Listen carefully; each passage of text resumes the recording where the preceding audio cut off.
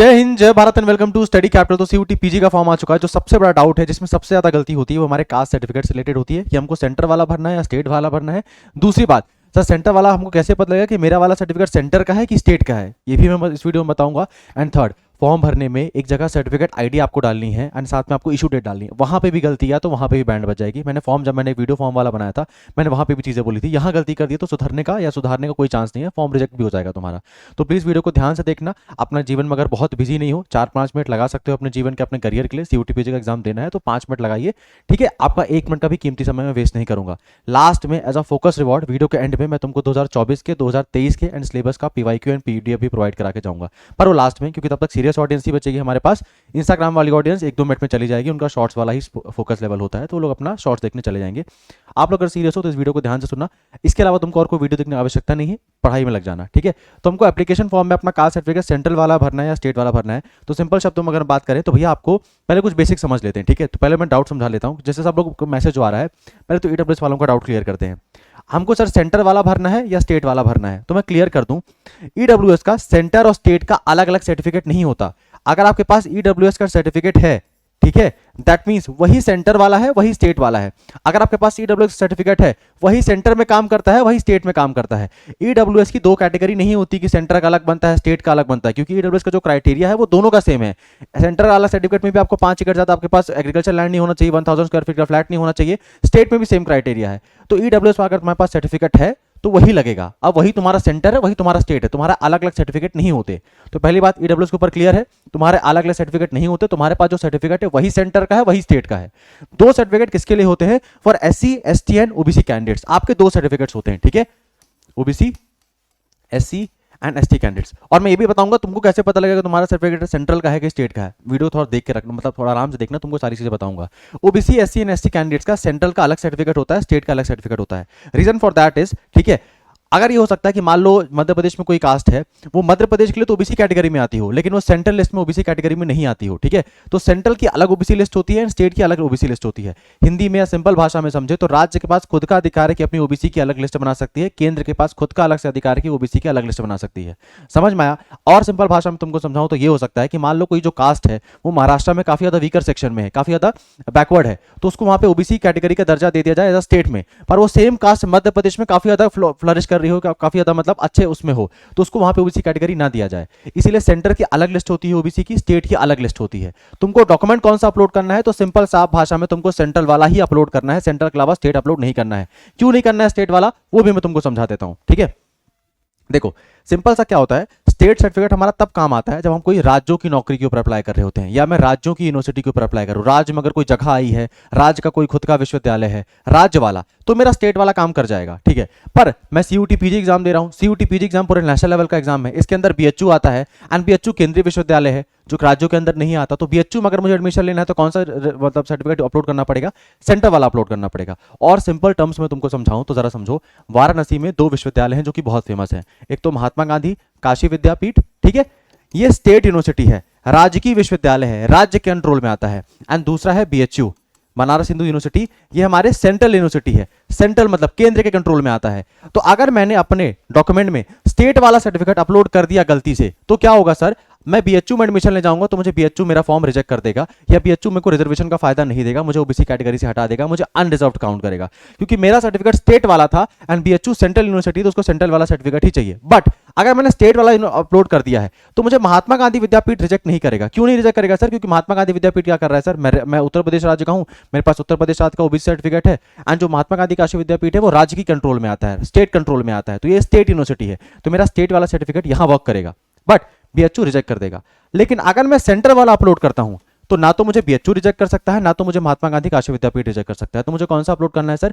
Centre वाला certificate upload करना है, स्टेट वाला अपलोड नहीं करना है। स्टेट वाला सर्टिफिकेट आपके स्टेट यूनिवर्सिटी में ही अप्लाई हो सकता है। अगर मैं तुमको और सिंपल भाषा में समझाऊं तो जरा इस तरह समझो, मध्य प्रदेश में दो इंपॉर्टेंट विश्वविद्यालय हैं। एक तो बरकतुल्ला विश्वविद्यालय है जो कि राज्य वाला है, स्टेट वाला है, एंड एक तो सागर विश्वविद्यालय है जो कि केंद्रीय विश्वविद्यालय है, सेंट्रल यूनिवर्सिटी है। तो अगर मेरे पास स्टेट का सर्टिफिकेट है देन मैं बरकतुल्ला में एडमिशन ले सकता हूँ, ओबीसी कैटेगरी में, OBC SC and ST category का फायदा मैं वहां उठा सकता हूँ।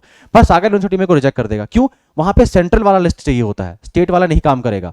तो जो स्टेट सर्टिफिकेट वो केवल स्टेट की नौकरियों, स्टेट के कॉलेज में एडमिशन के लिए काम करता है, लेकिन CUT PG मेरा नेशनल लेवल एग्जाम है, तो यहाँ पे मुझे सेंट्रल लेवल सर्टिफिकेट चाहिए होता है। ठीक है, मैं चाहता कि इससे आसान भाषा में नहीं समझा सकता, तो ध्यान रखना सेंटर वाला ही अपलोड करना है, क्योंकि शायद तक मुझे तुम में से बहुत ही कम होगी जो स्टेट यूनिवर्सिटी टारगेट कर रहे होगे। सभी BHU, DU, JNU, AMU, Aligarh Muslim university, Allahabad विश्वविद्यालय, ऐसे बड़े विश्वविद्यालय ही टारगेट कर रहे हो, तो स्टेट वाला मत भरना। स्टेट वाले में कुछ भी फायदा नहीं है, कुछ कुछ यूनिवर्सिटी रिजेक्ट भी कर देंगी, कहीं कहीं तुमको फायदा मिलेगा, पर स्टेट का कोई फायदा नहीं है। अपलोड करना तो सेंटर वाला ही अपलोड करना। 1 महीने का समय है, ज़्यादा समय नहीं लगता है सर्टिफिकेट बनवाने में, 1 से 1.5 हफ्ते का ही समय लगता है, ऑनलाइन जाके बन जाता है, बनवा सकते हो तुम लोग। ठीक है, एंड अभी तुमको एक और इंपॉर्टेंट बात मैं समझाऊं तुमको, अपलोड नहीं करना है तुमको सर्टिफिकेट अपना। ठीक है, अपलोड नहीं करना है।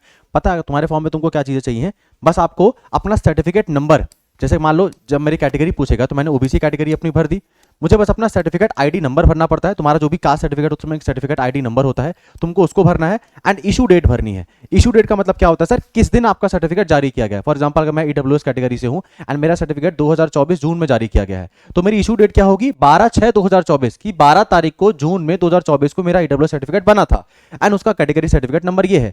तो इशू डेट में जब तुम्हारा कैटेगरी सर्टिफिकेट बना था, उसकी डेट वहां पे तुम्हारे सर्टिफिकेट में लिखी होगी, वो डेट को यहां पे लिखना है, एंड जो तुम्हारा कैटेगरी सर्टिफिकेट नंबर है उसको यहां पे लिखना है। ठीक है, बाकी अपलोड कहीं नहीं करना है। दूसरा डाउट तुमको मैं समझा देता हूं, अपलोड हमको नहीं करना है, तो तुम सबके पास अभी नया वाला सर्टिफिकेट नहीं होगा, सेंट्रल वाला होगा लेकिन पुराना वाला होगा, कोई दिक्कत वाली बात नहीं है। एक काम करो, अभी जब अपना तुम्हें काम करना, OBC फिल कर देना एंड अपना कैटेगरी सर्टिफिकेट नंबर डाल देना और इशू डेट डाल देना। ठीक है, पुराना वाला भी है तो चल जाएगा, भी कोई दिक्कत नहीं है, क्योंकि तुमको पता है सर्टिफिकेट दिखाना कब पड़ेगा।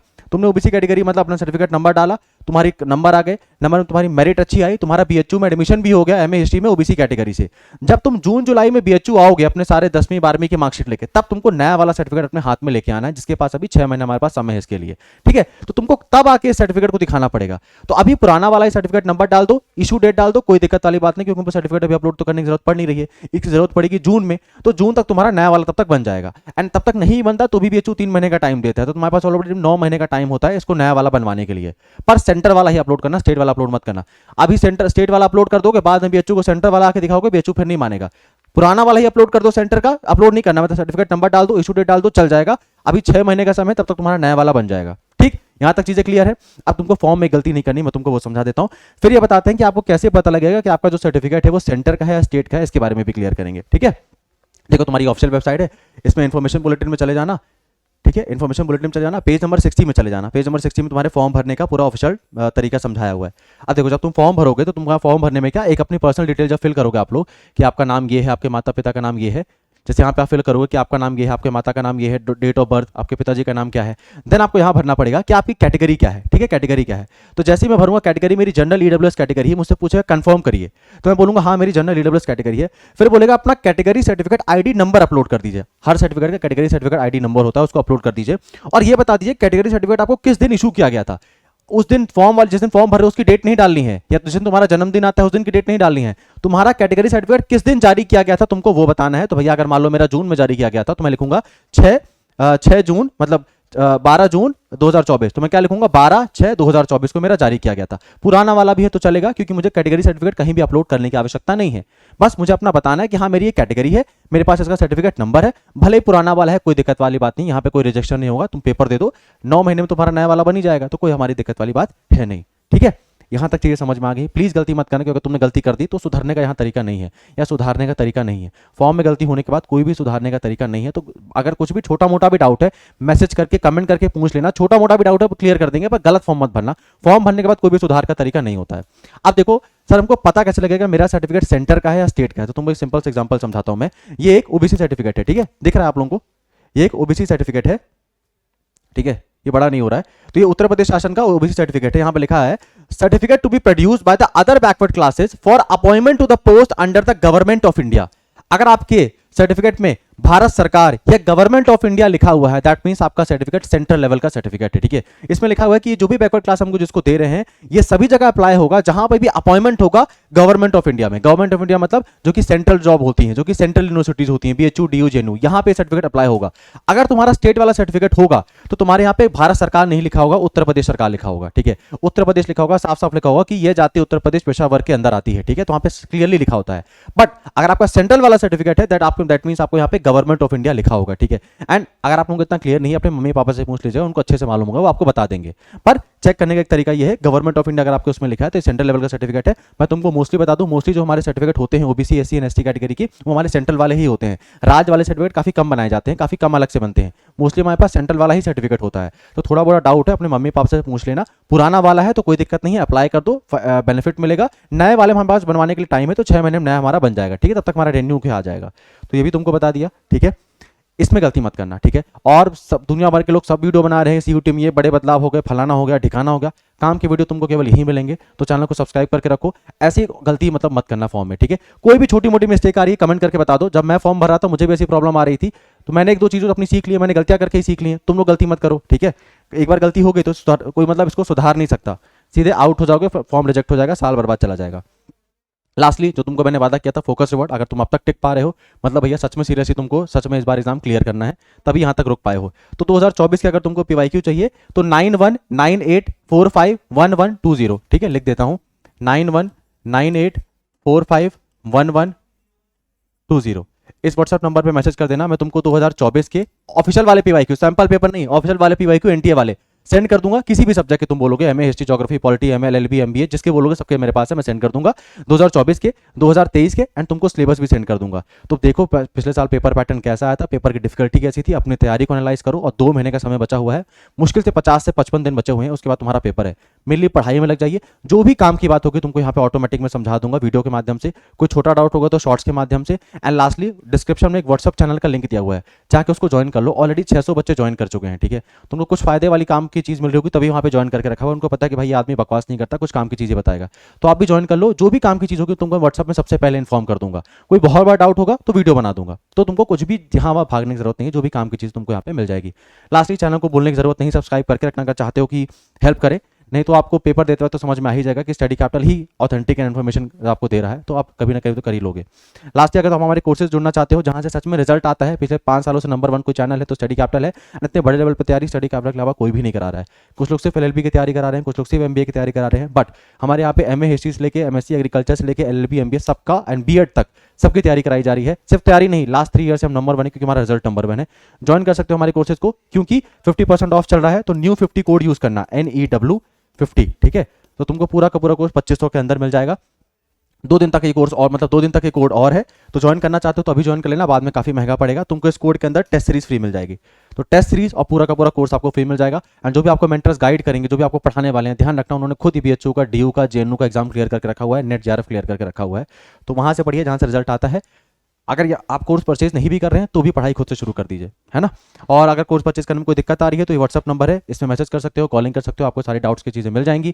चैनल को सब्सक्राइब करके रखो, क्योंकि भैया सिर्फ तुम्हारे सीयूटी पीजी एंड यूजी की जर्नी में स्टडी कैपिटल ये प्लेटफॉर्म है जो आपके काउंसलिंग तक साथ रहेगा। फॉर्म आगे चला जाएगा, लोगों को व्यूज आना कम हो जाएंगे, लोग वीडियो बनाना बंद कर देंगे, काउंसलिंग तक हम आपके साथ रहेंगे, ध्यान रखना।